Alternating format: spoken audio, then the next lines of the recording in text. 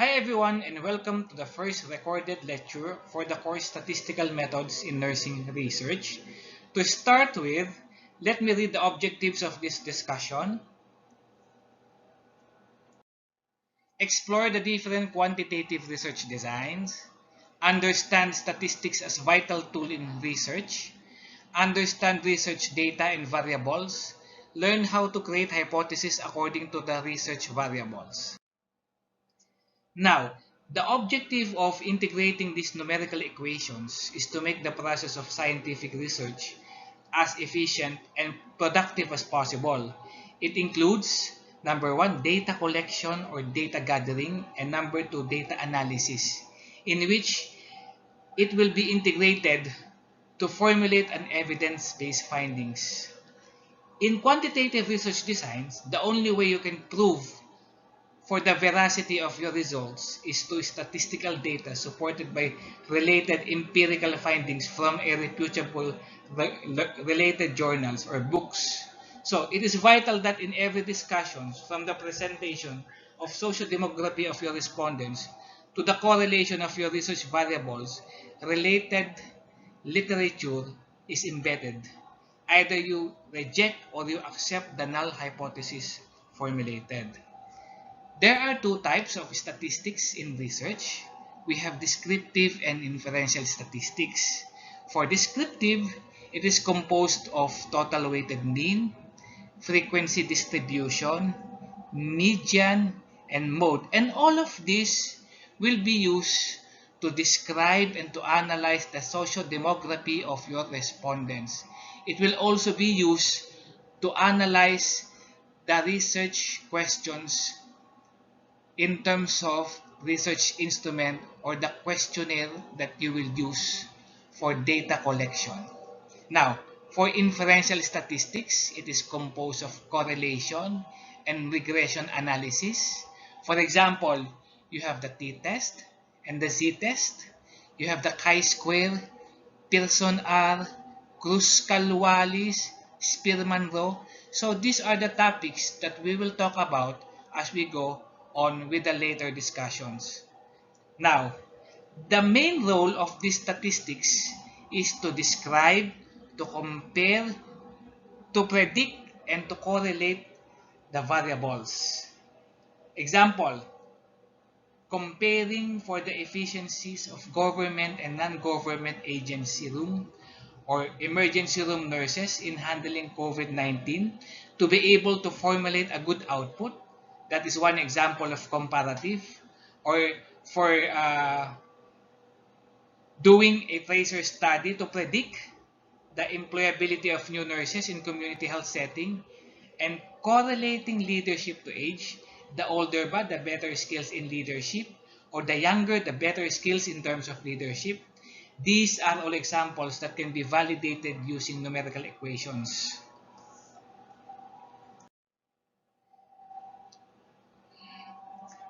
Now, the most common research for nursing are comparative design, correlational design, quasi-experimental that talks about cause and effect of known variables, and experimental designs.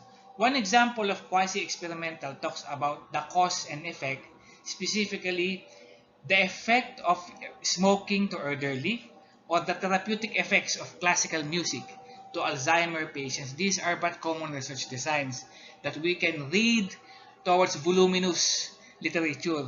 Now, the main point is for the researcher to master the variables needed, because that is the first step. You should be able to discern or to know what are the variables in the topic or in the title. So, example is the effect of smoking to elderly. Elderly will be the independent variable because the independent variable definition is this variable cannot be manipulated. Okay, smoking can be the dependent variable because this can be manipulated. For the effect or the good effects of classical music to Alzheimer patients will be the independent variable. Okay, and classical music will be the dependent variable because you can manipulate it. And for the therapeutic effects, it can be independent variable, or it can be extraneous variable, because the definition of extraneous variable is it has an effect to the independent variable. Now, one best example of a correlation study is determining the relationship between competencies and number of service. Meaning, are these employees competent in terms of number of service? The higher the service, the more competent, or there is no significant relationship between the number of service and competencies. So at least now you know these are but few basic examples of these research designs that are very, very common in nursing.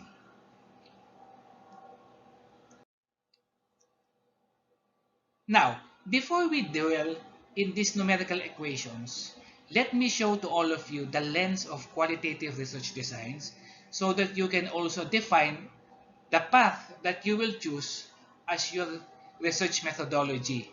Again, may I emphasize that choosing the appropriate research design is important to make your study trustworthy.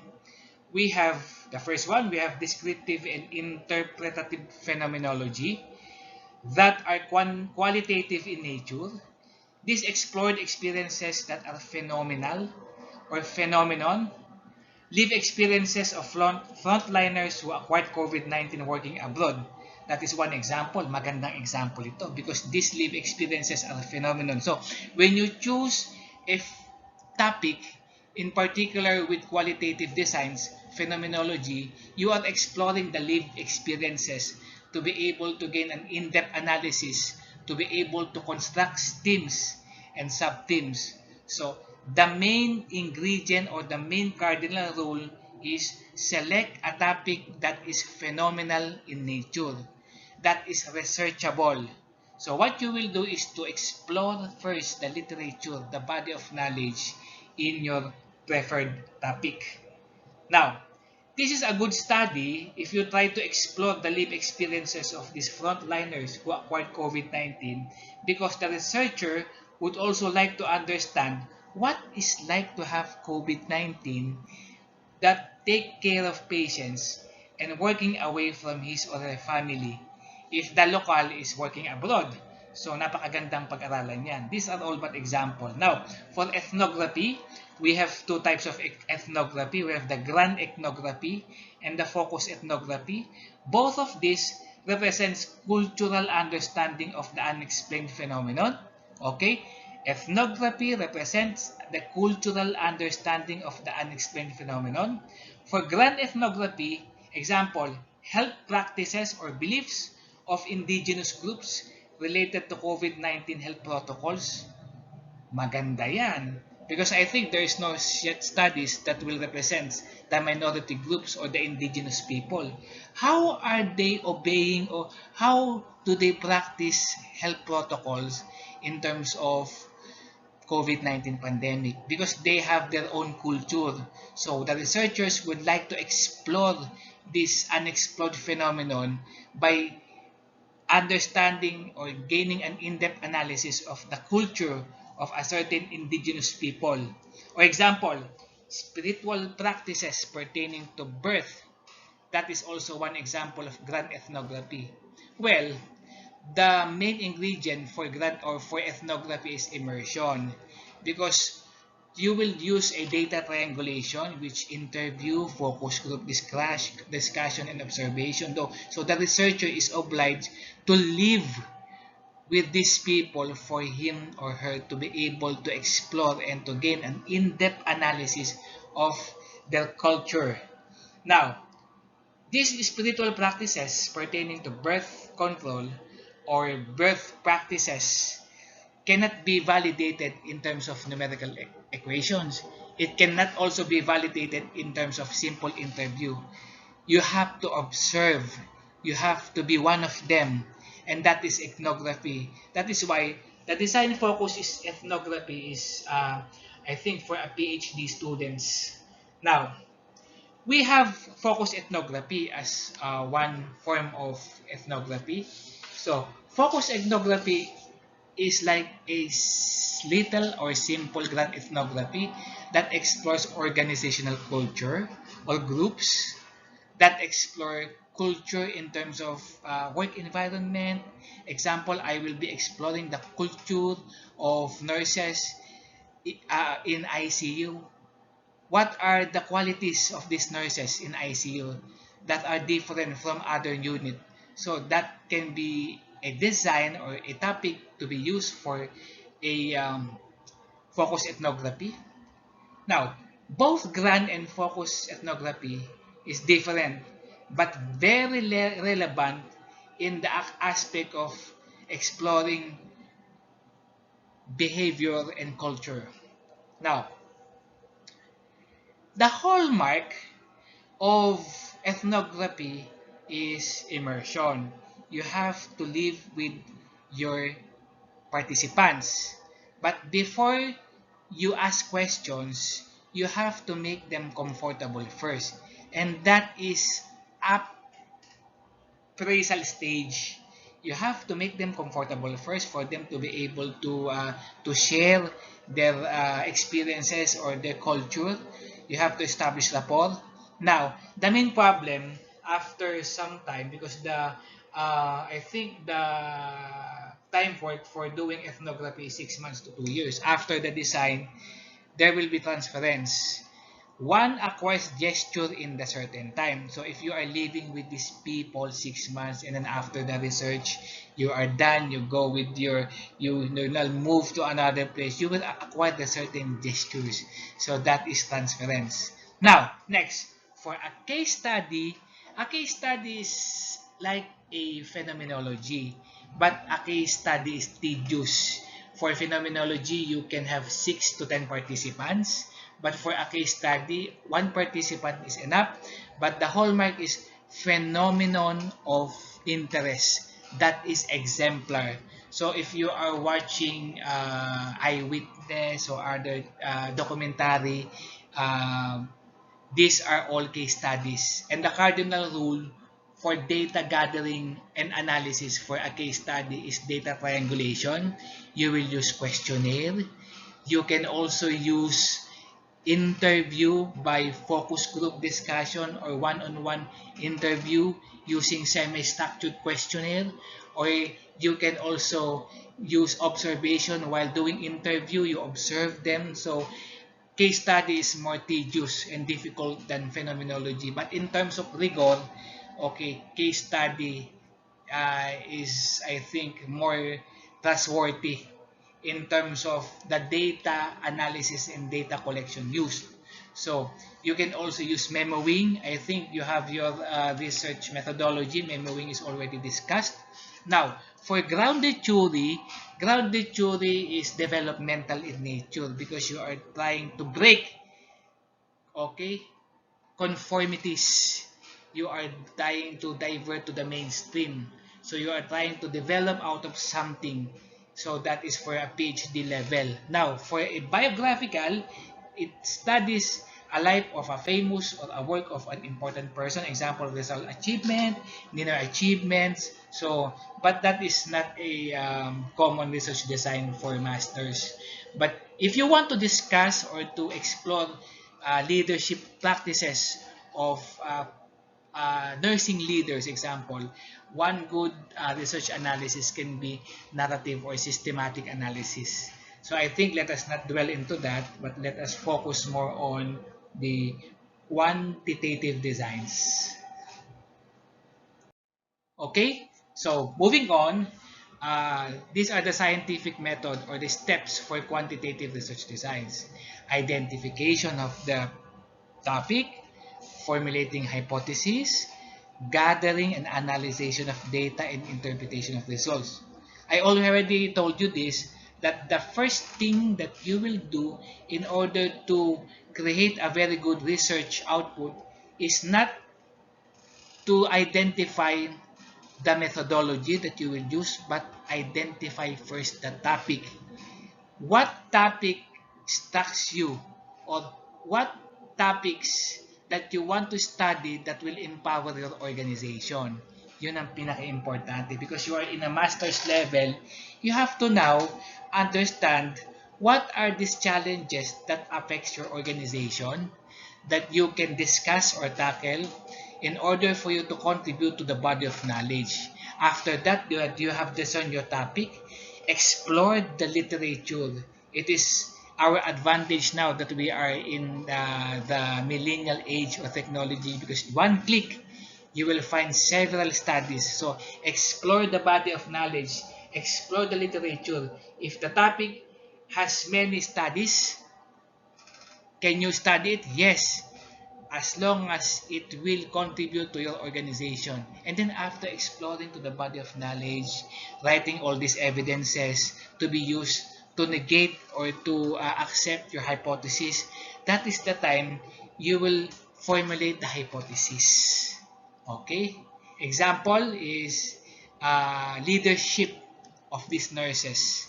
Leadership between millennial nurses. So I'm talking about millennial because most of you are millennial in age. So are these millennial nurses very competent in terms of leadership? So now, the formulation of hypothesis is like this. Is there a significant relationship between millennial nurses and leadership? Or is there a significant relationship between age and leadership style? So that is correlating two variables. Now, that is the hypothesis. Now, as you formulate your hypothesis, you will now inject the methodology to be used. What is the suitable research methodology that I will use for that particular research topic? Well, relationship, we talk about relationship of variables in terms of variable A and variable B. The main or the suitable research design that you will use is quantitative correlational study, because you will correlate variable A and variable B. And the hypothesis is significant relationship. Okay? If you talk about relationship, that is correlating. If you talk about difference, that is comparing. Okay? So difference, comparing, relationship, correlating. After you have formulated the hypothesis and you have now the desired research topic, that is the time statistics will come in. Okay, statistics will come in. You will now plan for what statistical tool that you will use, and then you will plan the data to be gathered. These are all respondents. For quantitative designs, you use respondents. For qualitative, you use participants. For a mixed method that you are applying both quantitative and qualitative designs, you will use participants. So for gathering data, you will now include how many participants or respondents will I get. Sampling procedure now will come in, and later we will talk about sampling procedures. Now, the analysis of data will come in after the data is gathered, and now descriptive and inferential statistics now will come in. And then the last one is interpretation of results, where the findings is and the recommendation will be based from the interpreted results. To sum up, okay, recollection is gathering, the presentation is organizing. We will talk about how to do a textual presentation, tabular, graphical, so we will try to discuss that. And then for analysis, we inject mathematical manipulation to the use of statistics, and the conclusion will be based on the interpretation of these numerical equations and the recommendations to be made. So far, so good. Now, moving on, let us talk about this data or the research data. Data will be coming from the research variables, either dependent or independent one. We have two types of data, the desirable and quantitative data. Now, for you to completely understand statistical equations and its use, dapat pala you already master data, because you will never find the exact equation or treatment if there is ambiguity of the other terms. So we have the first one, we have the desirable data. For a desirable data, specifically it is for a qualitative in nature. Example is sex, civil status. The question is this: are sex and civil status quantifiable? No. Now, because these are all description of some variables. Now, the next one is quantifiable data. That is specifically for quantitative. Example, age, height, weight, temperature. Are these quantifiable or are these can be measured? The answer is yes. If data is quantifiable or something that be counted, then classify it into two. So, for age, height, weight, temperature, these are all but quantifiable data because this can be measured. It is classified into two. The first one is discrete. The data is exact. And the second one is continuous use approximation. Example, stress. Stress, how do you quantify stress? You will use a Likert scale. You can use either a 5-point or a 4-point Likert scale. Okay? That is how you define data in terms of discrete and continuous. Now, data that is answerable by yes or no is discrete or nominal. Later we will talk about that. And data that uses a scale or measurement is continuous. So, hindi pa ganun kalinaw sa inyo, but ang importante, you know the desirable and quantifiable data. Desirable, it talks about characteristics. It talks about demography. So, what is that demography of your respondents in terms of age, in terms of educational attainment, in terms of civil status, in terms of religion? These are all desirable data. But what is your age? What is your weight, your height, your temperature, your BP, and etc.? These are all quantifiable data because this can be measured accurately. Now, for inferential statistics, the moment you compare, relate, and predict variables, you will be using inferential statistics. Now, again, quantitative for discrete, you know discrete, right? We have already tackled that. You use parametric tests. Okay? For ratio data and continuous, you also use parametric tests. Now, what is an interval and ratio data? Yan ang tanong. Interval data, 0 is moving or arbitrary. Ratio data, 0 is fixed. Example, okay. Is age an interval or ratio data? If I ask, Mr. Santos, what is your age? I'm 46 years old. Okay. But if you talk about in research, statistically, if you will ask Mr. Santos' age, the real answer is this: I'm 46 years old, 12 months, 7 days, 3 hours, 60 minutes, and counting. So, it means that age is an interval data because 0 is arbitrary or moving. Kuha nyo na. So, age is not fixed kasi time is not fixed kaya gumagalaw. Now, ratio data, if I ask, what is your height? I'm 6'5", 6'1". It is ratio because the height is fixed to 6'5", and 0 is not moving or not arbitrary, but 0 is fixed or it emanates from 0. Now, these are all quantitative in nature. Now, for a qualitative, you talk about nominal and ordinal, and you use non-parametric test. Okay, so for a quantitative variable, specifically data, you use parametric tests. For a qualitative data, nominal and ordinal, you use non-parametric tests. Now, the question is this: Sir, is this qualitative data or qualitative form refers to qualitative research design? It can be yes or it can be no.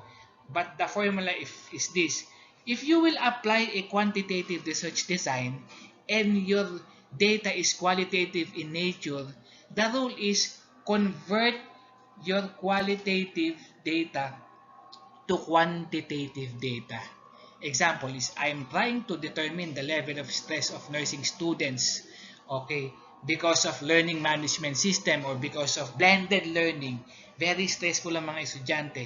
So, qualitative data, stress is a qualitative form of data because you cannot measure it statistically. So, what I will do is to convert this to a quantitative data using a 4-point Likert scale. So, doon na po pasok yung Likert scale. Okay? Very stressful, stressful, somewhat stressful, not stressful. So, these are the Likert data scale that you will use to convert the qualitative data to quantitative one. Now, in terms of nominal data talks about characteristics or features or nature of data. Example, fecal, gastric contents. These are all not nominal in nature. Example is you look, you're beautiful, you're handsome, okay, your feelings. These are all nominal in nature. Now, ordinal talks about ranks, talks about the first, middle, last. So these are all ordinal in nature. So I suggest you memorize this because the later on you will use this as you now go into your data analysis and data gathering if you would like to use quantitative as your research design. Now, sources of data. We have two types of sources of data. The first one is the primary sources, directly gathered from original source. So, if I am the researcher and I am trying to measure the level of stress of these nurses in COVID area, I will now give them questionnaire and then quantitatively and then let them answer the questionnaire. So, the data will be coming from them. So, that is called the first-handed data. Okay? Now, if you do a secondary data, it is taken from either published or unpublished material. Example, files and records. Example is related literatures, journal articles. Now, look at this. The competencies of ER physicians in selected tertiary government hospital in National Capital Region, NCR. This is a very, very common design, but I opted this as an example for you to be able to understand the discussion. So, competencies. Is it dependent or is it independent variable? Yun muna ang tanong. ER physicians, dependent or independent variable? Oh. Where is the local? The local is government hospital in National Capital Region. So now, if I would like to evaluate the competencies of ER physicians, I will not interview them or I will not give them instruments or questionnaires because they will be biased. Siyempre, tataasan nila yung kanilang sagot. Sila ini-examine mo eh. So what you will do is, instead of getting from the main data, you will now get the secondary data. Okay? Do not use interview, but you will look for the 2 or the 3-year performance for competency levels like files and records, or you will interview the supervisors. Ganun dapat for your research to be valid and trustworthy and to prove the veracity of this undertaking.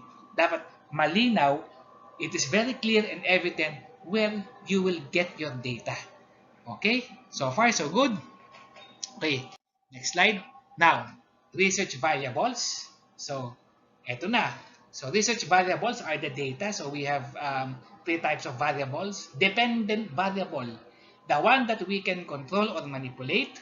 Example, diet, physical activities, exercise, norms, okay, etc., etc. Independent variables, the one that we cannot control. Example, age, sex, genetic predisposition, weight, height, okay. Independent variables can be controlled but very, very little. Okay? Independent variables can be controlled but very, very little. Example, anxiety. You can control anxiety. You can control the pain. Okay? Your BP. Okay? Now, extraneous variables are those variables that may have some effect to independent variable. So, meron siyang epekto sa age. Meron siyang epekto sa sex, sa genetic predisposition. So wait, example, experiences. In example, age, do females, okay, do females in terms of experience ay mas malungkot ba? O are they more affectionate? Okay? Ang males ba are more matigas, matapang? Okay, so these are all some example of this variable. So if you will now look from the previous slide, competencies of ER physicians in emergency room in national capital regions, nasaan na si dependent variable? Okay, dependent variable is what? Competencies, because you can manipulate competencies. Independent variable is your sampling or your local ER physicians.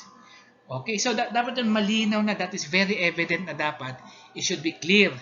Variables, that these three types of variables should be evident and clear. Now, okay, for a quantitative design, paradigm and theoretical framework should be evident. So, in a qualitative design, there is no theoretical framework but conceptual framework. But for a quantitative design, one component of a good quantitative design is the paradigm. In here, I put an example, a two arrow facing each other because it talks about the relationship of independent variables to the dependent variables. So, this paradigm can be used for correlational research designs. Okay. Next, okay, let's again move to the data. So data, the main ingredient of your data is the population. Okay, but you cannot get all the population. Bakit? Because you will not have any basis anymore. So later we will talk about that. So the big N is the population and the small n is the sample. So the cardinal rule is like this. The bigger the population, the smaller the sample, and the smaller the population, the bigger the sample. So in your research, the small n will be your respondents. Now, if in doubt with sample 1, get sample 2 or sample 3 using sampling technique. But in research, tatandaan nyo, we use sample number 1. So it is very, very important that you applied a very, very good sampling procedure for you to be able to get the accuracy of your respondents. Rule number 1, you cannot copy the title, or you can copy the title, questionnaire, except the respondents, and you can replicate but you cannot duplicate. What is the allowable percent? I think you can copy, I think 15% or 20% of the title, except from the respondents. Okay, next. Now, eto na, sabi ko sa inyo, percentage, big, 10%, okay, is big, and the smaller the population, the bigger the sample, 20% if the population is small. Now, pero that is only suggested. For you to be able to get the accuracy of your sample size, use Slovin formula. Actually, they say that Slovin's formula is not used anymore because we have so many sampling procedures. But I think Slovin formula is also best applied if you want to get a accuracy of samples. And it is applicable both for a bigger and a smaller population. So, we have accuracy. Slovin's formula is used for accurate sample selection in terms of number. Now, you have the margin of error and the default alpha and the level of confidence. Ano-ano ba ito? Margin of error, small e, default alpha or the level of significance, 5, and then the level of confidence. So, hatiin lang natin siya. Level of significance and level of confidence. Okay. Level of significance muna tayo, or the margin of error. Okay. Bakit ba mayroong margin of error? Because in research, the body of knowledge is emanating. And particularly, hard sciences and social sciences is also emanating. So, kahit na very good research output, very, very reputable research design or output, there is always a room for improvement. Okay? Because we are not God to say that we created a perfect research. So there is always a room for improvement. Now, we are divided into two, hard sciences and social sciences. Here in the Philippines, we are applying social sciences in terms of experiences, in terms of ethnography, efficiency, okay, and etc. Okay. The margin of error is allowable is 5%. So, you talk about the level of confidence na 95%, pwede kang magkamali o merong room for error yung research mo na 5%. So, pag hard sciences, in terms of discovery of medication, treatment, these are all for medical doctors, the level of confidence is 99 or 97%. The margin of error is only 3% or 1%. So, dun ka lang pwedeng magkamali. Okay, that is the only percent for you to have an error. So, now, we will talk about it later as we go on with rejecting and accepting the null hypothesis. Now, the formula of Sloven's Slovene is like this. So you have M that represent the Slovene. 5% or 5,000 example is the total population, the big N. So divided by 1 plus the big N, which is the population, multiplied by 0.05 to, times 2. Okay? Now, si o square root. Sino ba si 0.05? What is 0.05? 0.05 now is the margin of error. Okay? Because we are, example, doing a social science research design. So, 5,000 now, that is the big population. Okay? Or as your population divided by 1 plus, again, the population. Okay?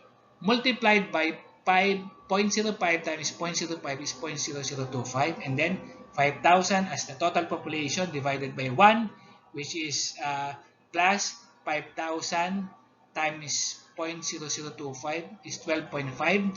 1 plus 12.5 will be 13.5. Now, total population 5,000 divided by 13.5 will be 371. So, out of 5,000 total population, the exact or the accurate respondents for the researcher to get is 371. That is the small n. These are all basic examples, but I think Sloven's formula is also best applied for a descriptive design or for a design that will be needing only one particular respondents or one particular population. But if you have many population, you can use another random sampling, but we will try to discuss it later. Okay. Now, hypothesis. Let us now discuss hypothesis. Hypothesis is defined tentative answer to research questions. And these are all intelligent guess. So pag sinabi mong hypothesis sa research, these are intelligent guess. Example, is there a significant relationship? I'm talking about relationship, so that is correlation in nature. Okay, is there a significant relationship between age and leadership style? Are the younger competent or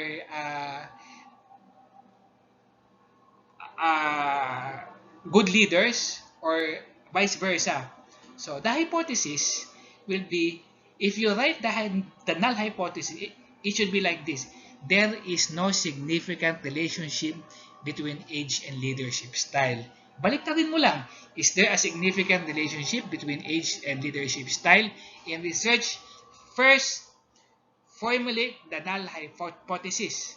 Then, after formulating the null hypothesis, that is the time the use of inferential statistics for analysis can be applied, and the result of that inferential statistics can be the basis for accepting the null hypothesis or negating the null hypothesis. So, to make it short, in a nutshell, my research design is determining if there is a significant relationship between age and leadership style, and the local are specifically nurses abroad. Are nurses abroad with a specific age of 20 to 30 good leaders. Yan ang aking research because I'm trying to formulate an output that will represent or empower this millennial. So the null hypothesis is there a significant relationship between age and leadership styles? This will be indicated in your research question, and then as I state the null hypothesis, there is no significant relationship between the age and the leadership style. And then that is the time I will apply questionnaire. Okay, I will do observation or can interview them, and then after consolidating the results using inferential statistics, that is the time I can accept the null hypothesis kung meron ba talagang kinalaman ang leadership, at saka that or negate the null hypothesis na walang kinalaman yung edad dun sa leadership style. So basically it's very very easy. Now you can now use non-parametric or parametric tests for the known variables. Kaya sabi ko sa inyo, data is very important. Determine first your data and variables if these are all parametric or non-parametric, because these are all different in nature. For example, for a non-parametric, chi-square can be applied, Pearson R can be applied, so magkakaiba yan. Depende yan if the variable is non-parametric or parametric. Okay, next, hypothesis. It is also an intelligent or educated guess. Inferential analysis starts with hypothesis. Okay? Now, null hypothesis, negation or less significance. Alternative hypothesis is a fact or a situation. Example of the alternative hypothesis. Positive, ha? Tatandaan nyo, alternative hypothesis is positive. It is sunny. Maaraw ngayon. No, it is not sunny. Then, prove. Ipuprove ngayon yan. Kasi sinabi ko, it is not sunny. Yun ang null hypothesis. I will prove it na hindi sunny ngayon. So, in research, ganun din. Kaya lang, in research, I will prove that the alternative hypothesis is not correct using statistical data. Okay? Okay. For a comparative design, the keyword is significant difference. So, if the null hypothesis is significant difference, you are comparing. Example, there is no significant difference between A and B. Okay? That is the null hypothesis. Null hypothesis is the negative. The alternative hypothesis is there is a significant difference between A and B. Okay? So, example, again, nurses abroad. In terms of competency, are nurses working abroad competent than nurses working here in the Philippines? So is there a significant difference between nurses who work abroad and nurses here in the Philippines? Are they more competent than us here? So you will do a comparative design. You will compare them in terms of their competencies using a questionnaire that represents competencies. Now, for the next one, you talk about now relationship of variables. So there is no existence or existent relationship of the dependent and independent variables. Example, relationship to age. Okay, relationship of age to sleeping habits. The sleeping habits has no significant relationship with age. Okay, that is the negative or the null hypothesis. And the alternative hypothesis is the sleeping habits has significant relationship with age. Meaning, ang hinahanap dito ay the younger ba, the more sleeping habits, or the older, less sleeping habits. So these are but simple example for you to understand how you relate or how you correlate the variables. Now, for quasi or experimental, smoking has no significant effect to elderly. Negative, no, null hypothesis. Alternative hypothesis, smoking has significant effect to elderly. So, tatandaan, remember, the first thing that you will write in your research for research questions, SOP, will be the null hypothesis. Is there a significant relationship or is there a significant effect of smoking to elderly. And then when you write the null hypothesis, there is no significant effect of smoking to elderly, or smoking has no significant effect to elderly, then prove using inferential statistics in order for you to accept that there is no significant effect or to reject that there is significant effect. Okay? Nakakalito, ano? Pero later, I think that is the beauty of statistics, and that is the beauty of understanding the rudiments of research methodologies in a quantitative manner. So I think that's all for the first recorded session. You may email or question me, ask me questions uh, in our GC or in our Canvas. So bye for now, and God bless.